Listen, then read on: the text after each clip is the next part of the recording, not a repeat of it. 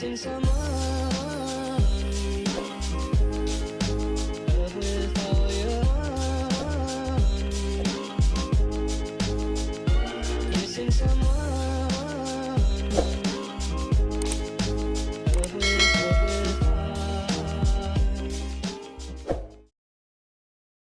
Hi guys, welcome back to my channel. So this episode I have a returning client.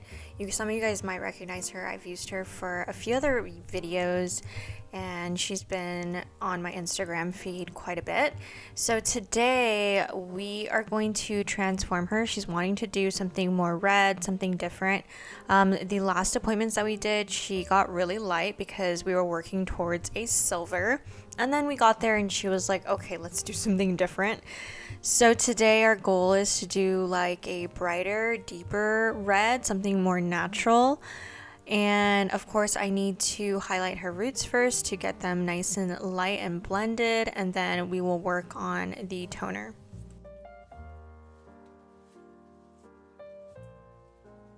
So if anyone is new here, I always generally will start my foils in the back of the head. This way, if anything is ready, I always kind of rinse those areas out as I go.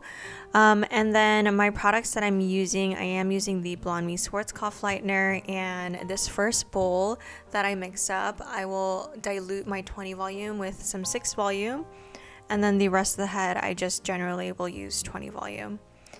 And the way that I like to mix that is a 1:2 ratio. I like it kind of on the thicker side, but nothing too runny. So you can see that it kind of keeps my foils in place and doesn't let that slide down at all.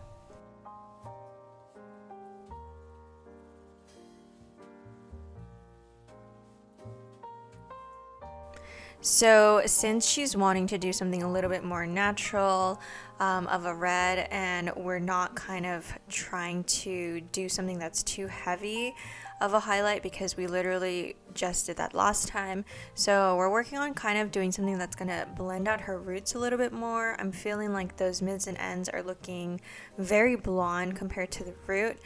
So I technically don't want to do the same foil placement that I did last time because I feel like it has gotten a little heavy. So and the reason why we did that last time was because she wanted to get so light and be so blonde of a silver. And on dark hair like this, if you don't do a really heavy highlight, if you leave too much dimension, it's really hard for those pieces to overall look bright, in my opinion, especially when you're doing a silver that isn't really technically a bright blonde. It's more of like an ashy toned light level 10. So that's why we did such a heavy highlight, and her regrowth was kind of harsh on this side because we had to do such a heavy highlight and she had so much dark that previous appointment. So this appointment, since we're doing something that is like red, more of like a natural red, she doesn't mind me blending the root a little bit more dimensional, so I'm going to be leaving a little bit more space in between my foils. So I did those 2 foils around the hairline, around the nape, more like a medium-sized weave, and now I'm going towards the center of her back of the head and just pretty much taking up slices. Whenever I do slices here, I am actively trying to pick out the hairs that have the longest root. What that's going to essentially do is kind of make sure that her mids and ends kind of stays more solid. If I were to just pick up the strands that had the shortest root, then eventually a lot of that dark is going to hit the ends of her hair and just create a lot of dimension, and that's not really the look that she's going for. But if a client was going for something that looks more natural, more dimensional from root to end, then I would technically pick up the highlights that I have already highlighted the last session. So since we're kind of going for the look where it gradually gets dark from the roots and then gradually gets lighter from there, from root to end, that's why I'm trying to pick up those pieces that are a little bit dark, and then of course using my rat tail comb to kind of pick out any previous blonde, because you never want to overlap or anything like that. You want to make sure that you're picking out those pieces to ensure that their hair doesn't get over processed. So also, if you are new here and you've never seen me do this application, the reason why I will do a foil around the hairline and then just take a center section in the back is because I find that it just saves me a lot of time. I used to split this back into two up until I hit like the crown, and I don't know, I just feel like it's unnecessary when you could hit the sides that I'm leaving out on the sides of this metal section when you later get to the real sides of the head. And you'll see later how I connect that, because it will save you so much time. You can just do one section in the back and then you're already going to be doing the side sections, but now they'll be reaching all the way to that back section. And ever since I started doing this, it has easily saved me like at least like 10 or 15 minutes of foiling time, which is huge when you're working behind the chair.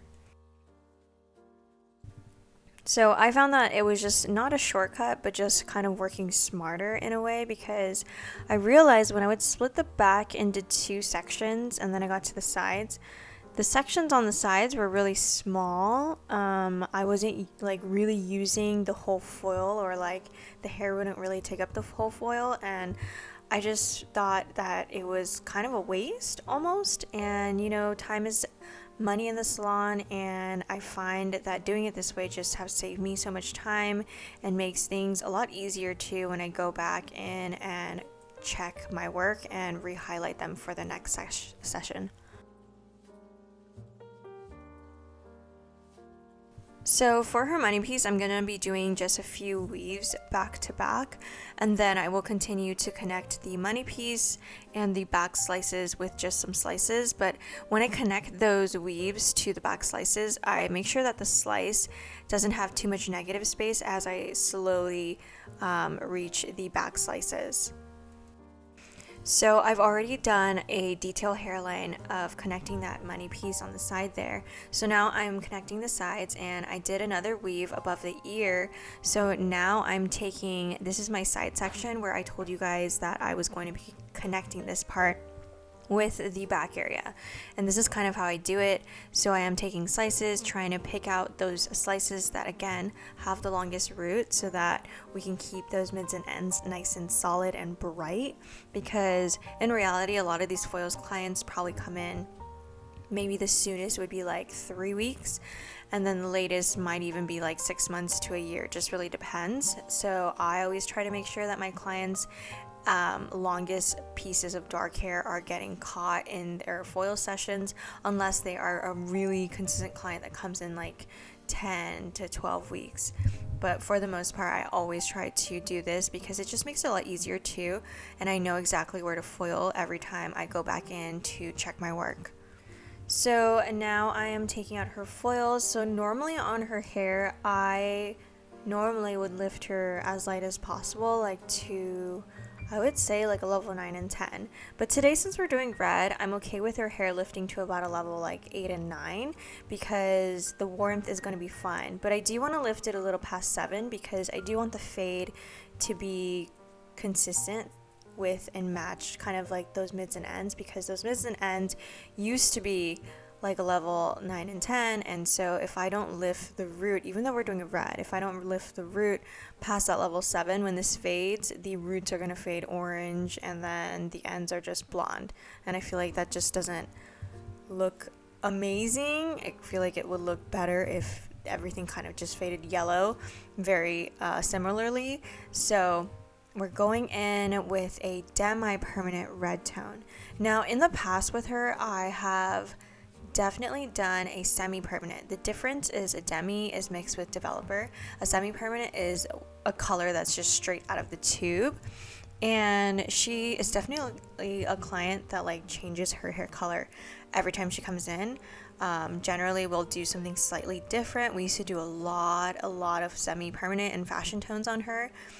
So I definitely let her know that this is going to fade out a little bit different since we are using more of a demi-permanent rather than a semi. So as this fades out, this is going to fade out more on the copper family.